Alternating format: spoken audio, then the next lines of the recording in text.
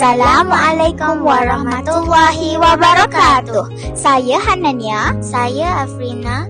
Kami wartawan cilik TV PSS Kimo.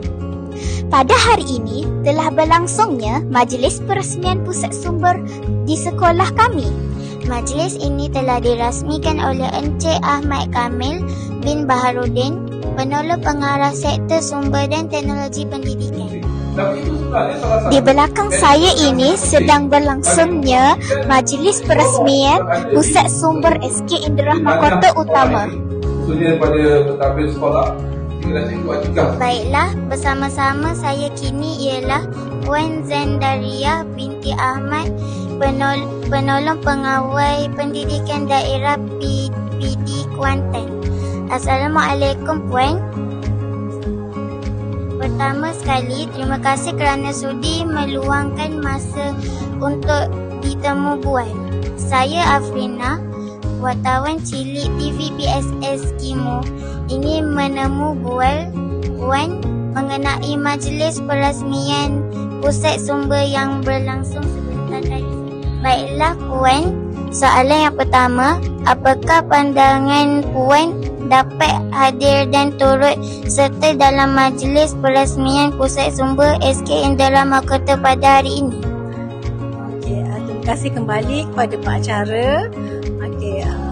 Pertama kali saya datang ke sekolah ni melihat PSS di sini, saya sangat teruja dengan keindahan fizikal, sangat cantik dan menarik dan sangat kondusif lah saya rasa, sebab dengan keadaan yang minimalis tapi cukup lengkap dan nampak moden lah. Saya pasti murid-murid di Skimu ni akan berminat dan suka untuk hadir ke PSS ni.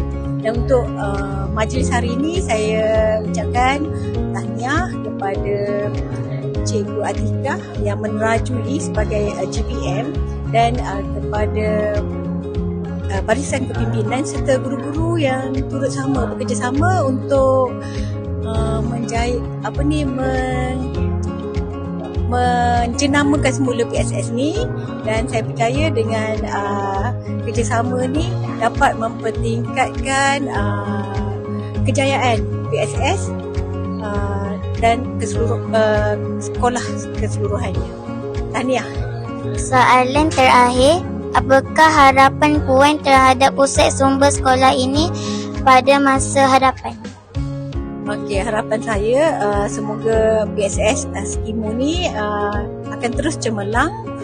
Seperti mana yang kita telah ketahui, PSS Skimu ni adalah PSS 5 bintang dan saya harap kekalkan kecemerlangan PSS Skimu. Tahniah. Baiklah, terima kasih diucapkan kepada Puan atas kesudian untuk ditemu bual.